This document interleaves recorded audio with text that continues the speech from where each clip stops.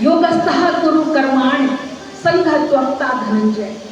अध्याय 2 श्लोक 48 में, हे धनंजय, सिद्धि असिद्धि की समस्त आसक्ति त्याग कर समभाव से कर्म करो, यही समत्व योग कहलाता है। अर्जुन ने पूछा है केशव, आत्म स्वरूप में निश्चय बुद्धि वाला किसको कहा जाता है?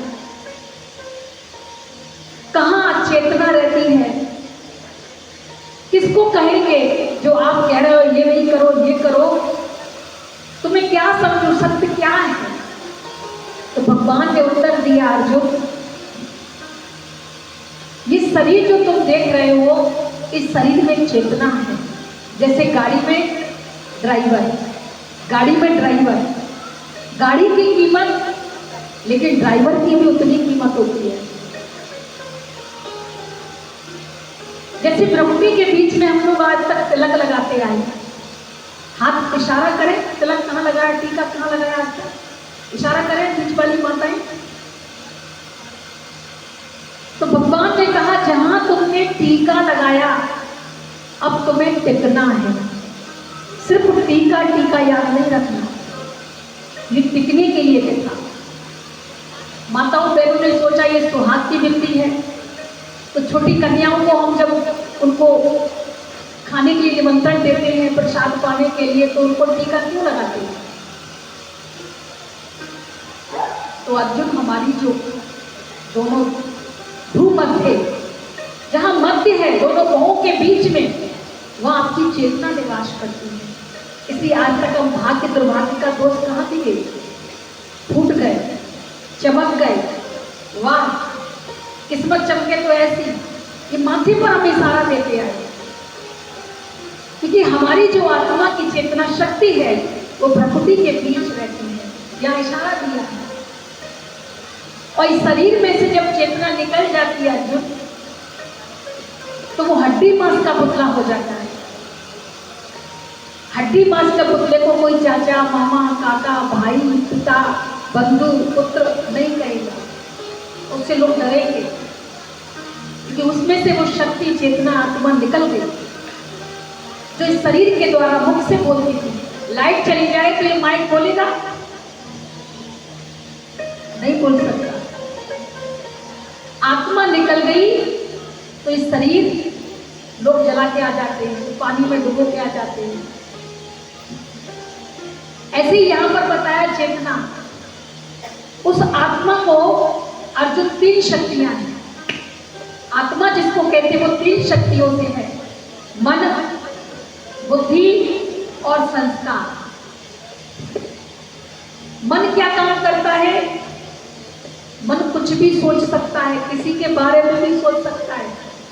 तो बुद्धि क्या करती है?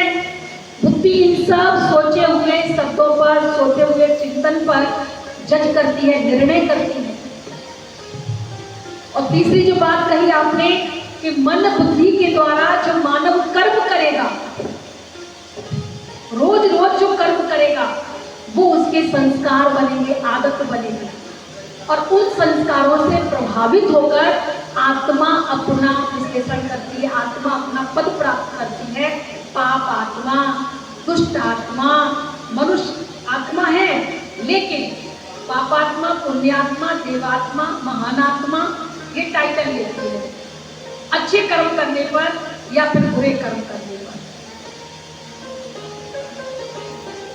भगवान के यहां से हर एक आत्मा 100% सच्ची होकर के आई थी, अपनी बैटरी फुल चार्ज करके आई थी। लेकिन धीरे धीरे क्या हुआ? शनि शनि उस आत्मा की बैटरी डिस्चार्ज होने लगी। और जैसे ही वो डिस्चार्ज हुई, वैसे ही यहाँ पर क्रोध, आवेश, ईर्षा, घृणा, देहाभिमान, ये सब चीजें आने लगी। जैसे ये मोबाइल की बैटरी चार्ज करते हैं, मोबाइल को चार्ज करते हैं, कंपनी वाले के यहाँ से मोबाइल चार्ज होके आया और डिस्चार्ज हुआ, हमने कंपनी वाले को फेंक दिया, हम यूज नहीं करेंगे, आपका मोबाइल खराब। बोले चार्ज तो करो। बोले चार्ज क्यों करें, खराब है मोबाइल, दूसरा दीजिए। 2 दिन पहले लेके गए, ये मोबाइल चल ही नहीं रहा।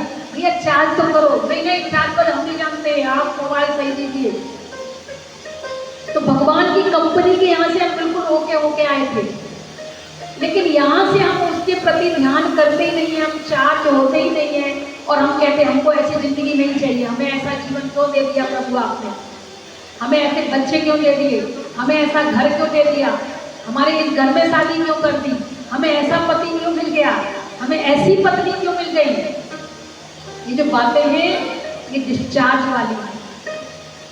हमें इस कंपनी में ऐसा बॉस क्यों मिल गया, हमारे घर के बगल में पड़ोसी ऐसा क्यों मिल गया। ये सब बातें वो डिस्चार्ज चीज जैसी हैं। तो भगवान ने बताया इसको यूज तो आपको करना है, लेकिन चार्ज करते हुए करना है। तो भगवान हमें इन चित्रों के माध्यम से बताते हैं हर एक बात। ये नक्शा है मनुष्य जीवन के लक्ष्य का, ये नक्शा है मनुष्य उस आत्मा का जो जीवन की यात्रा करना जब जैसे जन्म लिया उसने प्रारंभ कर दिया। जैसे देखो बंदर आपके पूरे हरदोई में है, बंदर से बचने के लिए आपने क्या किया, अभी कैसे चैन से बैठे हो, क्या लगा दिया आपने चारों तरफ, लोहे के तारों का जाल लगा दिया, आप सुरक्षित हो। ऐसे ही मनुष्य आत्मा जब अपने जीवन में दुख समस्याएं पड़ती, कुछ भी आएगा उसके सामने भी एक जाल होना चाहिए। तो वो भगवान हमको सेव करने के लिए बताते हैं, वो सेफ्टी का साधन बताते हैं। लेकिन आज और रसों में हमारा मन जाएगा, टीवी में जाएगा, मोबाइल में जाएगा, परचिंतन में जाएगा, चुगली में जाएगा, दूसरे की कैसे इंसल्ट हो, उसकी वो कैसे गिर गया, कैसे उसकी स्थिति परिस्थिति बदल गई, उसको दुख कैसे मिला, उसको उसके बच्चे कैसे सता रहे हैं, उसका जो मजा है, उसका टेस्ट है, वो सुनने में बड़ा मजा आएगा लोगों को, कईयों को। लेकिन यहाँ भगवान की चर्चा सुनने का मन उन्हीं को होगा जिनकी रचनाएं, जिनकी इंद्रियां सचमुच में सतों की तरफ दौड़ रही है। इसलिए आप अपने लिए ताली बजाएं कि आप वो महान भाग्यशाली आत्माएं हैं जिनका मन सत्संग भगवत कथा की प्रिय वचनों को सुनने के लिए हुआ है। हर किसी के वश की बात नहीं है। तो इस चित्र को आप देख रहे हैं, आत्मा इस शरीर को चलाने वाली शक्ति चेतना है। मैं प्रश्नों से शुरू करती, लेकिन मैंने इस चित्र को सरल भाषा में आपको समझाया। आपने जो ड्रेस पहनी है उस ड्रेस को नहीं बोला जाएगा कि साड़ी, कुर्ता, शर्ट, जिसने ये पहना है उसका नाम लिया जाएगा। तो ऐसे ही ये ड्रेस, ये चमड़ी ड्रेस है, कपड़ा है, इसको पहनने वाली जो आत्मा है, चेतना, वो जानी जानी चाहिए। लेकिन आज कौन याद रह गया, ये कपड़ा याद आ गया, ये शरीर याद रह गया। कितना धोखा हो गया। आप ना, लेकिन आप जो पहने हो उससे आपको पुकारा जाए। आप मोबाइल हो, नहीं, मोबाइल यूज करते हो। आप मकान हो, नहीं, हम मकान में रहते हैं। क्या आप हरदोई हो, हरदोई में रहते हैं। ऐसे ही ये कपड़ा मैंने पहना है, मैं कपड़ा नहीं हूं, मैं ये नहीं हूं, मैं ये हूं। ये चेतना का दर्शन करना, हर रोज अपने आप का सत्य दर्शन करना, ये श्रीमद् भगवत गीता के अध्यायों के अलावा कहीं पाठ नहीं मिल सकता। इसलिए गीता का ज्ञान सर्वश्रेष्ठ है। और परमात्मा इतनी सरल सुगम शब्दों से देते हैं, सिर्फ अर्जुन को नहीं देते। हम लोग कई बार सोचते हैं अर्जुन को सुनाया को हमें क्यों सुनना, पड़ोसी के यहाँ जो कुछ फायदा हो रहा है उससे मेरा क्या मतलब है, मेरा कहाँ फायदा होना चाहिए मुझे पता होना चाहिए।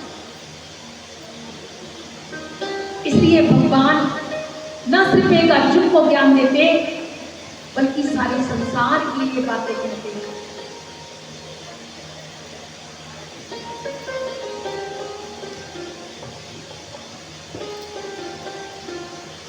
तो भगवान ने जब ये बातें कही तो अर्जुन के साथ साथ हम लोगों को समझ में आई।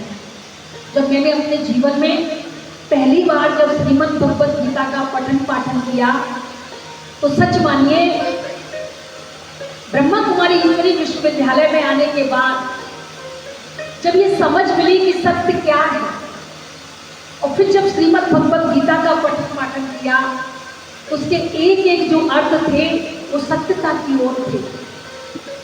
बहुत रस आया, और उस रस के कारण से आज जो जीवन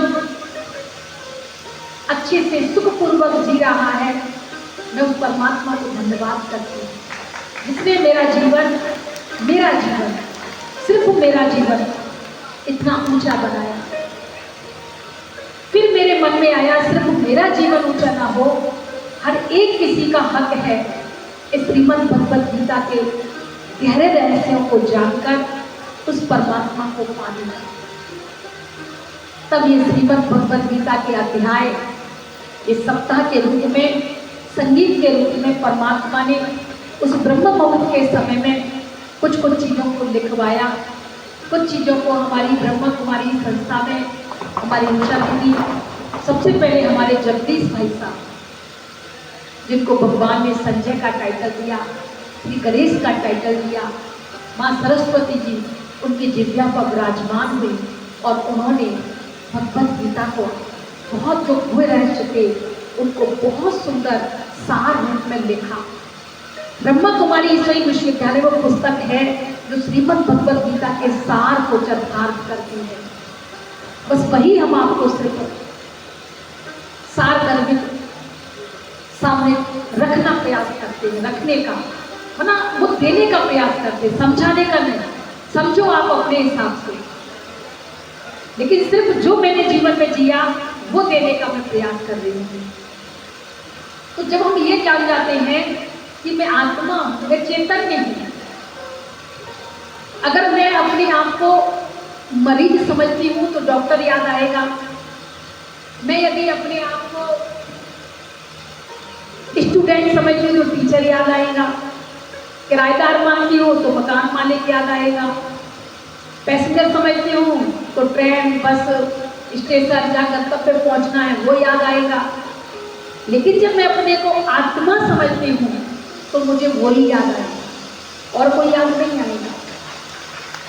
इसलिए सार गर्भित जो भगवान ने ज्ञान दिया, घुमा करके नहीं दिया, ऐसे घुमा कर पकड़ना, सार दिया। उस सार को मैं आपके सामने सिर्फ परोसना चाहती हूँ, फिर आप अपने टेस्ट के हिसाब से उसको खाइएगा, उसको जीवन में ग्रहण करिएगा। चलते हैं उस एक भजन की ओर, जो भजन इस श्रीमद् भगवत गीता के अनुरूप है। हरदम तो तैयार खड़ा है पाप कमाने के लिए, हरदम तो तैयार खड़ा है पाप कमाने के लिए। थोड़ा वक्त निकाल प्रभु गुणगान के लिए, थोड़ा वक्त निकाल प्रभु गुणगान के लिए।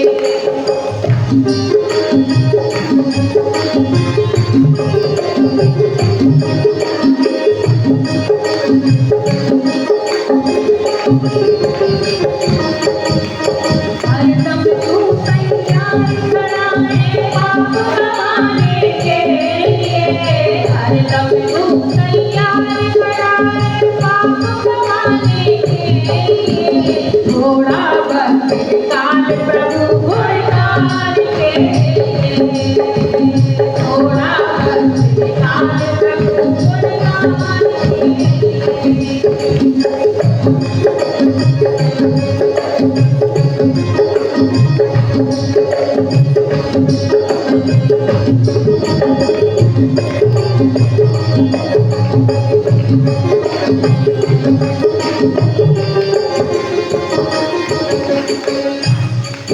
ये 9 महीने बच्चे के लिए बड़े भगवान के प्रति कृतज्ञ रहते हैं, और जैसे ही गर्भ से बाहर आते हैं तो सब यादें भूल जाते हैं।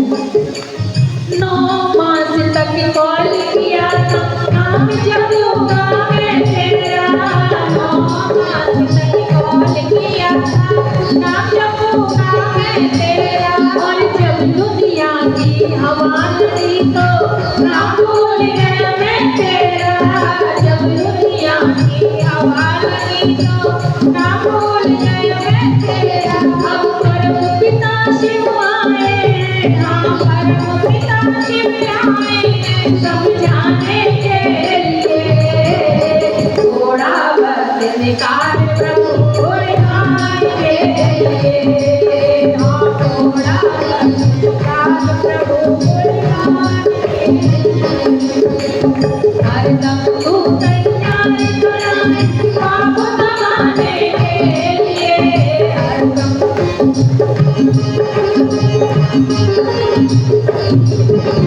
थोड़ा वक्त निकाल प्रभु गुणगान के लिए, थोड़ा वक्त निकाल प्रभु गुणगान के लिए।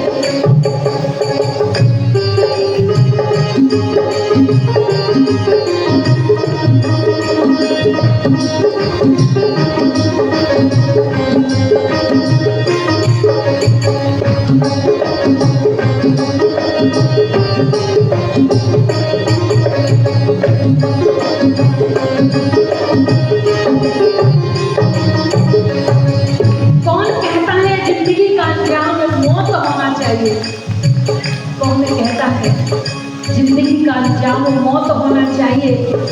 जब जिंदगी है तो जिंदगी का पैगाम जिंदगी ही होना चाहिए।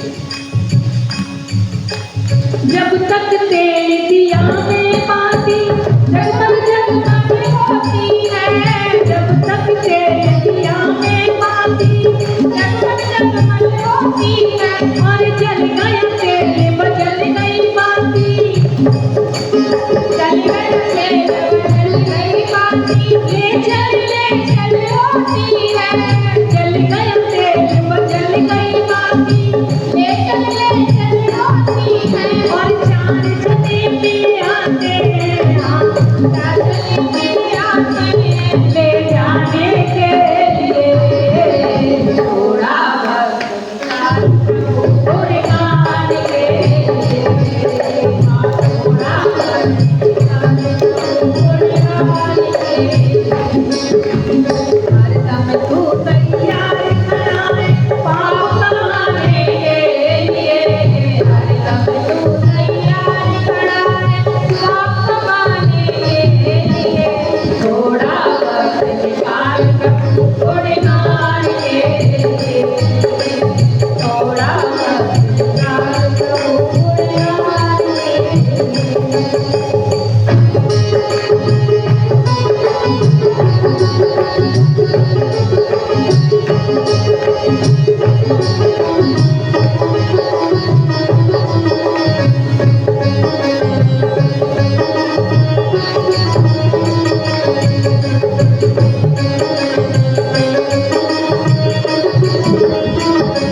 और देखो जिस जीवन को अच्छे से सजाया, खा पी कर अपने आप को गोरा मोटा सजाकर अपने आप को बहुत अच्छा बनाया, सबसे सुंदर बना लिया, धन खूब कमा लिया, खूब सुख साधन सुविधाएं भी जोड़ ली, लेकिन प्रभु का नाम उसमें याद कहीं नहीं आया। इसलिए कहा जब हम जन्म लेते हैं तो सांसें हैं पर नाम नहीं है, और जब मृत्यु होती है तो नाम है पर श्वासें नहीं है। तो इसी सांस और नाम के बीच का जो जन्म है वो है जन्म, उसके बाद मृत्यु है। इसलिए कहा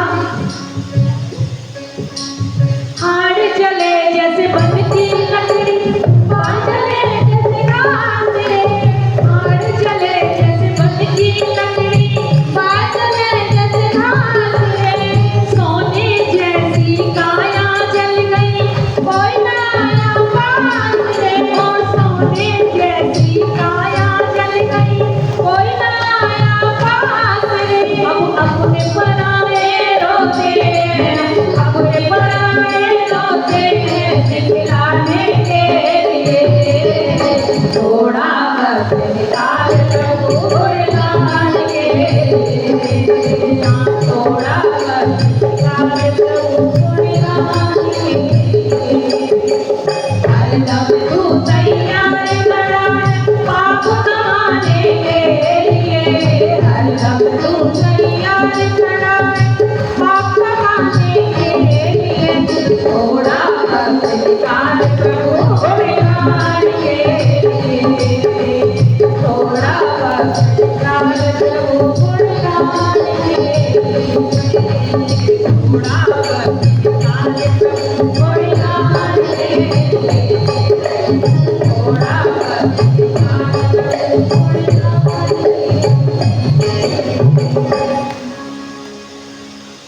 उस समय में कितना भी कोई प्रतिभाशाली हो, प्रभावशाली हो, राजनीतिक दृष्टि से, आर्थिक दृष्टि से भले भी कितना भी वो ऊंचा क्यों ना हो, लेकिन उस प्राचीन समय में हर एक कोई तैयारी करता था, अंत की तैयारी। इसलिए कहा जाता है कि जीवन तैयारी है, जीवन भर तैयारी तैयारी तैयारी तैयारी, लेकिन मृत्यु एक सबसे अंतिम और सबसे पहला या सबसे श्रेष्ठ वो है एग्जाम, पेपर। जीवन भर तैयारी लेकिन मृत्यु आपकी तैयारियों का पेपर। तो पेपर आता है तो बच्चा कौन डरता है? कौन डरता है पेपर के टाइम पर? बच्चा, कौन सा बच्चा डरता है? जिसने तैयारी की है वो डरता है कभी? हाँ या ना? जिसने तैयारी की है वो कभी भी डरता नहीं। लेकिन हमने अपने जीवन में अपनी आइडेंटिटी, अपनी शरीर को दिया। सबसे ज्यादा अगर अवसर दिया तो अपने शरीर को। आज शरीर के लिए सब कुछ है, घर है, मकान है, दुकान है, बिजनेस है, खेत है, मॉल है, गाड़ी है, मोबाइल है, रिश्ते हैं, सुख साधन, खाना पीना, सब कुछ शरीर के लिए। क्या शरीर को चलाने वाली चेतना के लिए कुछ है? अगर है भी तो वहां मन नहीं लगता, वहां से उठ आते। शमशान घाट में जैसे ही जाने को, भैया मजबूरी है, कोई ना कोई चला गया परिवार का, मिट्टी को जल्दी जलाओ, मिट्टी को जल्दी जलाओ, मिट्टी को जल्दी मिट्टी में डालो और जल्दी से चलो। शुरू में तो आएगा, कुछ नहीं है जीवन, कुछ नहीं है, सारा ही नहीं है जीवन का, जिंदगी भर।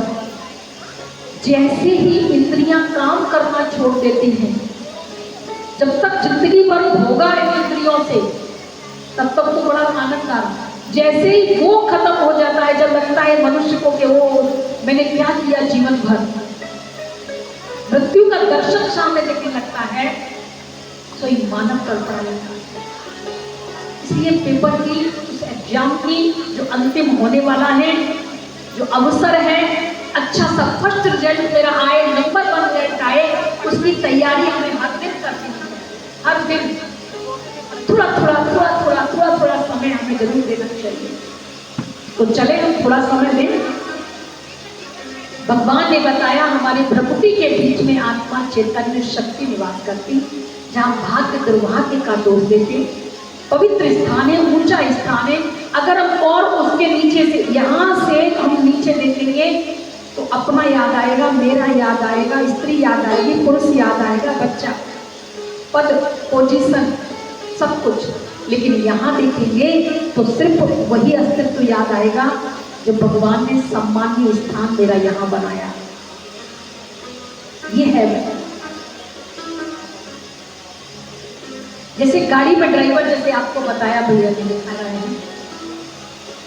गाड़ी में डीजल पेट्रोल फुल कर दिया और पेट्रोल पंप वाले भैया से बोला ड्राइवर को भूख लगी है, ये पाइप उसके मुंह में भी लगा दो, तो काम ही खराब हो जाएगा। लेकिन उसका भोजन अलग है, हम ये जानते हैं। लेकिन आज हम शरीर को कितना खिलाए पिलाए, लेकिन इस शरीर को चलाने वाली चेतना जो आत्मा है, उसको हमने भोजन जन्म जन्म से नहीं दिया। इसलिए जब परिस्थितियां आती हैं, क्रोध आता है जीवन में, कभी कोई कुछ बात आती है, तो हम घबरा जाते हैं, बीपी हाई या लो हो जाएगा, डॉक्टर के पास जाना पड़ेगा हमें। तो वहां हम अपने आप को समझ सके, उसके लिए भगवान हमें यहाँ शिक्षा देते हैं। तो हम सिर्फ आज ये अभ्यास करेंगे, गीत बजेगा जिस पर आप अभ्यास सिर्फ करेंगे, थोड़ा सा गीत बजेगा, फिर यहाँ से आपको कमांड किया जाएगा, आप प्रकृति के बीच में अपने आप को देखने का अभ्यास करेंगे। उसके बाद फिर और जो प्रश्न अर्जुन ने पूछे, 3 शक्तियों का काम क्या है, कहाँ कहाँ ये भटकती है, कैसे इसको वश किया जाए, वो सब फिर हम सुनेंगे। लेकिन अभी जैसे ही हमने आत्मा को लेसन समझा कि मैं आत्मा हूँ, शरीर नहीं हूँ, मैं कपड़ा नहीं हूँ, मैं कपड़ा को पहनने वाली हूँ, तो हम चलेंगे उस योग के गीत को सुनने के लिए और फिर हम अपने आप को महसूस करेंगे। जितना जो महसूस कर सकेगा, सर्प में मणि, मकान में मकान वाले, दीपक में ज्योति, मंदिर में मूर्ति, आप महसूस करते जाए। उस झोपड़ी में महात्मा जी, हर एक वो चीज अमूल्य जो निधि है उसको आप महसूस करें, सिर्फ मैं ये हूँ। जैसे जैसे हम अपने आप को ये मानने लगते हैं, वैसे वैसे हमारी भ्रांतियां, हमारा अवसाद, हमारा भय, हमारा जो चारों तरफ से हमने अपना लिया है जो चीज, छूट जाए वो चीज, उसे डर लगता है, आवरण जो बाहरी झूठा है, वो जैसे हम सत्य की तरफ दौड़ते हैं, हमें सत्य परमात्मा की महसूसता होती है और निर्भय बन जाते हैं, शक्तिशाली बनते हैं, हमारे गुणों का विकास होने लगता है। तो चलें, वो सुंदर गीत बजाएंगे।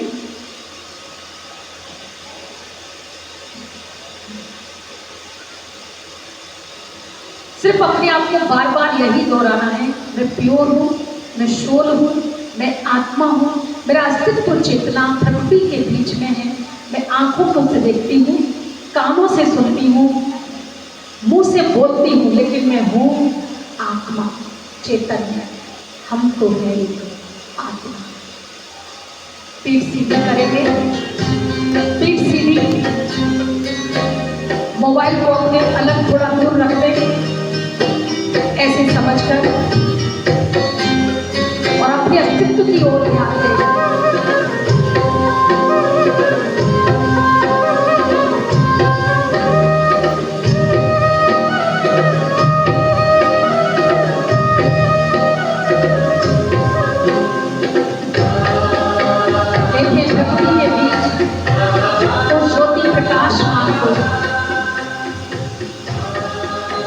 शक्ति को चारों तरफ जिससे प्रकाश प्रस्फुटित हो रहा है,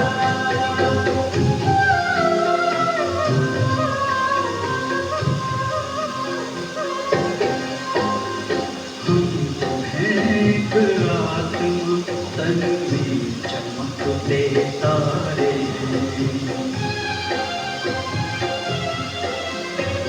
हम तो हैं एक आत्मा, तन में चमकते तारे, परम प्यारे प्रभु पिता को हम तो अतिशय प्यारे हैं, परम प्यारे प्रभु पिता को हम तो अतिशय प्यारे हैं, हम तो हैं एक आत्मा, तन में चमकते तारे।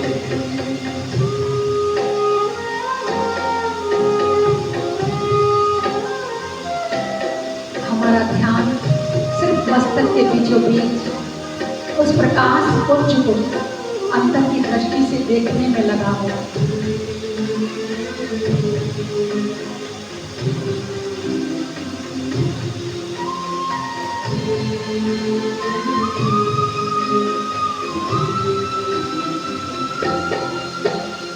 सृष्टि नाटक मंच पर करते हैं अभिनय हम यहाँ, सृष्टि नाटक मंच पर करते हैं अभिनय हम यहाँ, चांद सूरज तारे रंग से रोशनी करते जहाँ, चांद सूरज तारे रंग से रोशनी करते जहाँ,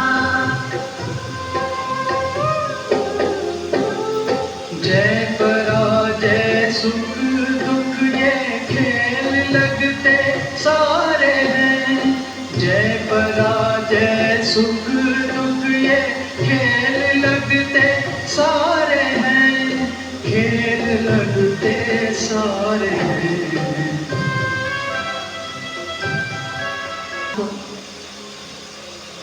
देखिए उस चेतना के रूप में जो इस रंग मंच पर, इस संसार में विविध रूपों से और रिश्तों से नाटक खेलने आई है। लेकिन मैं हूं सत्य चेतना जो प्रकृति के मध्य मेरा निवास है। ये चैतन्य शक्ति अविनाशी है। मैंने शरीर रूपी कपड़ा पहना, कभी मां, कभी पिता, कभी पुत्र तो कभी पुत्री कहलाई। इन संबंधों के कारण मैं अपने आप को भूल गई। अब याद करें, मैं उस लोक से आई हूं नीचे, मानव जीवन का कपड़ा पहना। मैं परमात्मा की वो शक्ति हूं जो इस संसार पर, इस कर्म क्षेत्र पर अपना अभिनय खेल रही है। देखें अपने आप को प्रकृति के बीचों बीच, जहां लाइट मात्र दिव्य ज्योति बिंदु सितारा चमक रहा है। इसके निकल जाने से मेरे शरीर का नाम परिवर्तन, लेकिन मैं चेतना, मैं शक्तिशाली उस परमात्मा की सबसे सुंदर रचना हूं।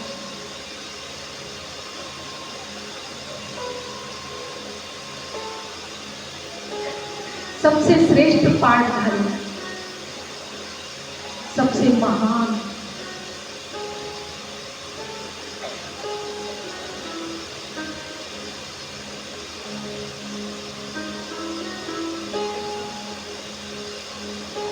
ओम शांति। तो भगवान ने जब अर्जुन को ज्ञान दिया कि तुम चैतन्य हो,